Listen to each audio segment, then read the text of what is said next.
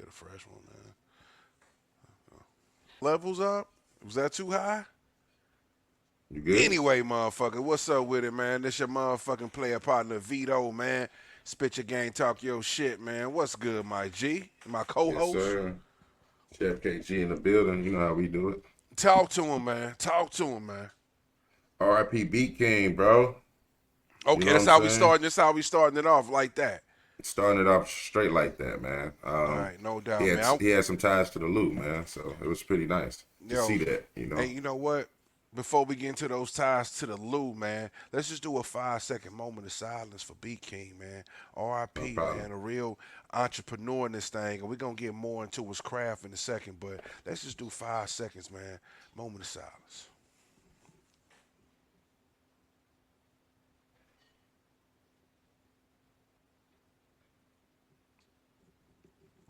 R.I.P. B King, baby, for Club real, God. forever in our hearts. Hey, And now let's get into Houston before we legend. but hold on before we get into those ties in the Lou, because before we take it there, and I know where you want to take it. I just want to talk about what I felt like he brought to the game real quick. You know what I'm saying? Because to me, Beat King was able to pick up on the pulse of the nightlife. You feel me? Oh, He for was sure. he found a niche where he was able to champion the modern day women. You know what I'm saying? Like that motherfucking inner sexy red these women got. He had the songs that champion that. And not only that, he made it a way to where it had duality. Where a nigga can be playing, get that bread, get that head, then leave. You know what I'm saying? It can go both ways, you feel me? Because Facts. that's the nature of men and women these days. You know what I'm saying? Get that bread, get that head, and I'm out the door. So he Mm-hmm. was able to, man, to crack the code on that like nobody else has did it in this era. So Nah. he basically, man, he took on that Lil John torch, he took on that Luke torch, and brung it into the motherfucking new millennium, 2024 style. And I mean, he been doing this for 10 years. Don't let me disrespect. But that's what I felt he brought to the game. That's what was so special about him, man. Um, and the dude, man, not only that, man, he produced his own tracks. So he was able to find like different types of beats and shit like that that really get the club rocking. You know what I'm saying? He got a lot of beats that using that piano, you know what I'm saying, using that motherfucking 808. You feel me? So Mm-hmm. he's special, bro. He's special. Now let's talk about them Lou ties, man. What's up, man? What you know about that? Yeah, man. I was just scrolling on Facebook and I heard it on the Oh man, where's heard my it on the manners? radio. My bag. I ain't mean to cut you off, but of Yeah, course we the just people got was a like, "Who the fuck is this nigga just popping up we on just this got a little motherfucker?" our country cousin just got popped up. You know what I'm saying? Man, you know what? Country cousin. You Country know in what the I'm talking house. about? Country Country in the Hey, cousin, young Trey in this motherfucker, and listen, hey. man, Trey is from Texas, and in a minute we gonna ask about what Beat King meant to Texas and Texas culture in the second, big dog. Man, Man, appreciate I you can't wait coming till y'all up. ask me that. I No can't wait doubt, till y'all no ask me doubt. that. Hey, Appreciate you joining the show, hey, big dog. it'll Um, be it's coming soon. It's coming it's coming soon. soon. Go ahead, KG. Not to But cut yeah, you she off. was tied in. Well, he was tied into DJ Shay's career, which I had no idea, and he was coming back and forth to the Lou, and they was just working together, and they found a vibe, and they was just working, bro, and she ended up quitting the radio station kind of behind his death. I'm not saying strictly because of that. I know it was some deeper shit behind that, but I know once he passed, she had quit, and it was just kind of like never the same for real. And you And know what? She did post about that. You're right, man. She did quit, regarding his death. And, from what she wrote, I'm just kind of paraphrasing, but from what she wrote, she was saying, like, the radio station wanted to do a tribute, which is normal. When an artist passed, usually a radio station will pay homage by doing a tribute. But she felt the way about that because she was like, when he was here, and he wanted to promote a record that they had together. The radio station was against it.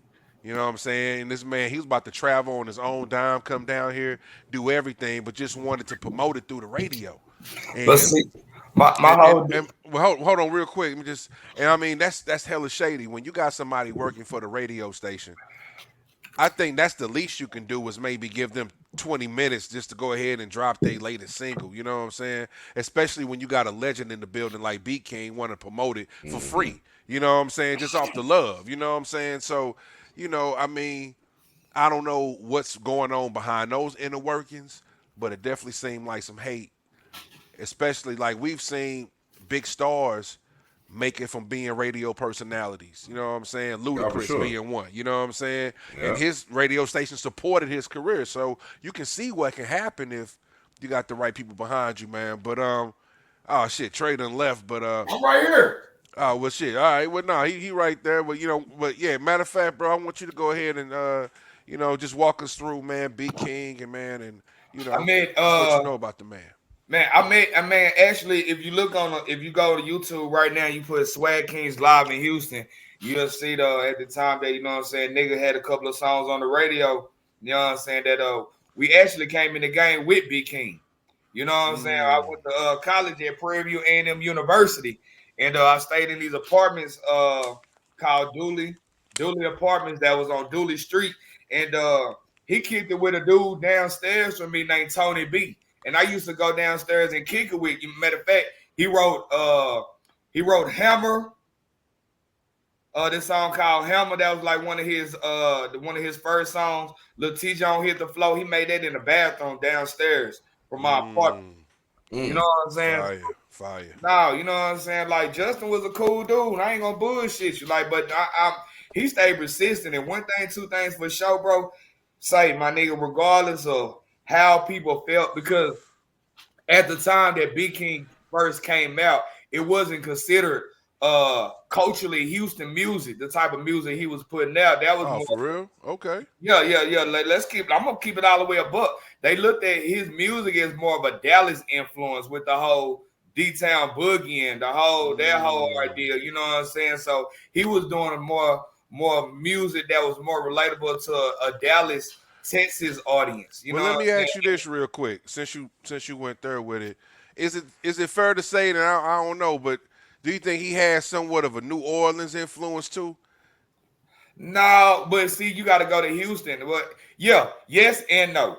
Well, Yes just and far as no. like the getting people energized and charged, it kind of remind me of the bounce music. You know what I'm saying? The DJ Jimmy, where they at, girl? Like how they just had the I mean, that was type of later. shit. That was later on. That was later on in his music. You know what I'm saying? When he was Oh, when we actually, got introduced to yeah, him, when I y'all got got you. into it. You know what I'm saying? Okay. Throw that ass. Hold up, bitch. Throw that Yeah, ass. Yeah, I just exactly. You Like know played what I'm that. that. saying? Yeah, Facts, Man, facts. like, Yeah. bro, like he been doing shit. Like he been doing shit since I want to say really 2009, 2010 type shit. So Mm. this been like more of a 10-year gap. It's more been like a 14-year gap, truth be told. You know what yeah. I'm saying? And he held it down. And I'm gonna tell you the truth that you know what I'm saying. Like I'm gonna keep it all the way a book. I'm not from Houston, so I can speak on this. You know what I'm saying? Uh, Houston had to gravitate themselves not hard, but it didn't take very long for them. You know what I'm saying? To like just you know what I'm saying, really fuck with B King music because the nigga was dropping shit regardless, and he wasn't stopping. You know what I'm saying? Like he died at with 39. He had been every bit of shit. I guess shit, 14 years from 29, 25, 26, when we were just like 20, 19, 18, you know what I'm saying, Right. 21, like, you know what I'm saying? Like, I had to be at every bit of just maybe 20, 21 when he was already, like, he was coming, and he came down not playing. Like, for real, the T Jones hit the floor. Now get it, go. You know what I'm saying? Your partner's back, go. You know what I'm saying? Yes, sir. Drop it, make it style rocket. You know what I'm saying? Like but you know what I'm saying? His cadence was more like if you ever heard of a Dallas group called Young Nation. You know what I'm saying? He used to do that, but shit, man, B King put H-Town on his back, regardless of where he was from. He's from actually, I think I want to say Cypress or like Jersey Village, which is like the north side of Houston. Like you're barely in Houston where he's from. And he was so H-Town that they shit. I mean, and then 14 years of just doing shit for so long, my nigga, you know what I'm saying, and Somebody representing. gonna catch on. And he was Somebody putting the gonna, shit, what I'm saying? say it was a proud moment for a nigga, you know what I'm saying, as a Texan when Uncle Luke gave him the torch. Like, nigga, you the Uncle Luke of Texas. Nigga, you doing this shit.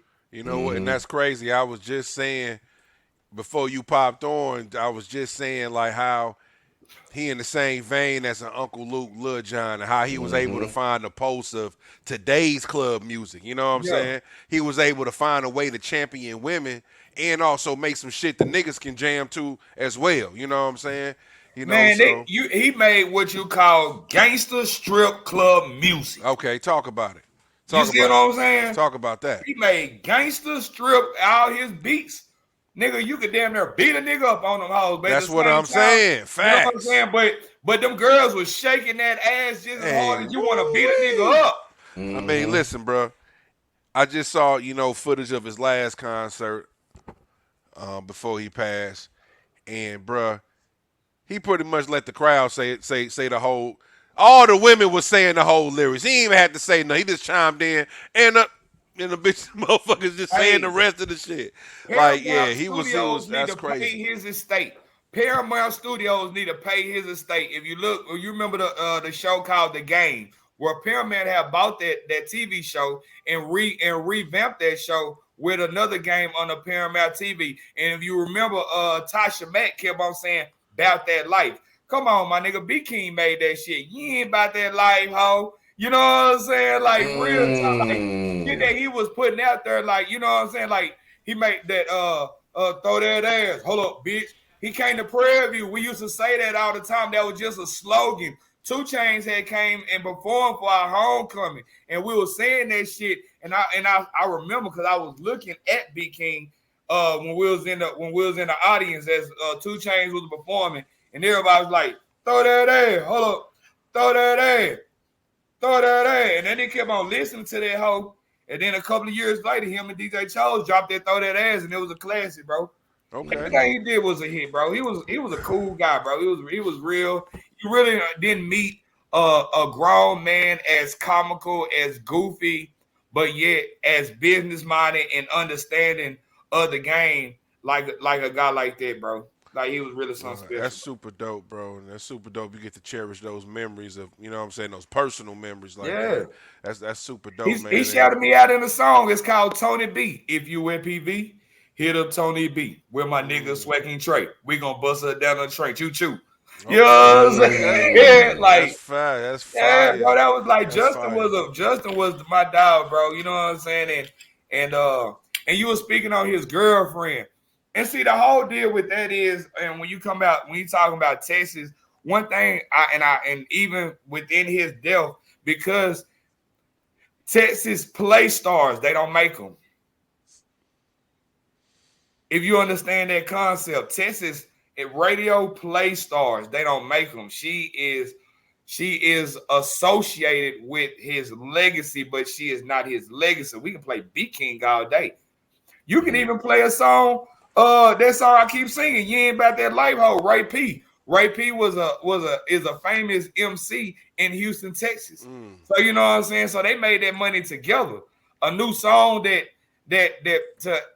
and you got to think about it, bro. To play a new song in his death is honorable. But you know what I'm saying, like. Facts. He just dropped the CD in July, man. So definitely, I Hey, think they it was need to either talk June about or July. they need to talk about his. They always talk about his shirts, but ain't nobody yet talked about my nigga flip flops. He used to wear Nike flip flops to every fucking show he did. No doubt, man. You Yeah. got to be comfortable. You know what? And you know what? Overall, it's unfortunate, man, because even though he been in the game a long time, man, he was like what was needed for this generation. You know what I'm saying? And how they express themselves. So it's really fucked up for the young folks. You know what I'm I'm looking, saying? but Because see the he old made heads. music for them. He wasn't making music for the old heads. Yes, he Even though was. Yes, he we was. jammed to it, but you know what I'm saying? I That got ratchet type life really ain't old head lifestyle. You feel me? man. What I'm This saying? nigga was making freak neck music in this 21st Yeah, we century. gon' fuck with it Yes, he though. was. Yeah, we gon' fuck with it. Facts though. But I don't think he. I mean, he got everybody in mind though. But his core audience, dog, is for the. You know what I'm saying? Because motherfuckers ain't bumping Jay Z and See, shit, but them you young saying niggas that bumping Beat King. You feel me? you're saying that due to his present catalog. But again, You can I'm go saying back. when we got introduced to him, right? Because we Know what I'm don't know saying? his You can go back back. catalog. You feel me? Listen, bro, you can go back to kids in high school from 2008, 2009, bro. They sitting her in the classroom making YouTubes, dancing off his shit like way back when. Like he always had the young, he was he had a young heart. So you know That's what I'm what I'm saying? saying. As he was tuned in to the post. That's what I'm saying. Old boy had a special way to tune in to the pulse of the city and what's going on, I dog, and think what's gonna make these motherfuckers move. You feel me? I think he's the world, the industry started looking at him when one uh what was that? His first major Okay, feature was with Gangsta Boo. no doubt. You know what I'm R.I.P. saying? Ghost. Rest in peace, Gangsta Boo. Then I met her too.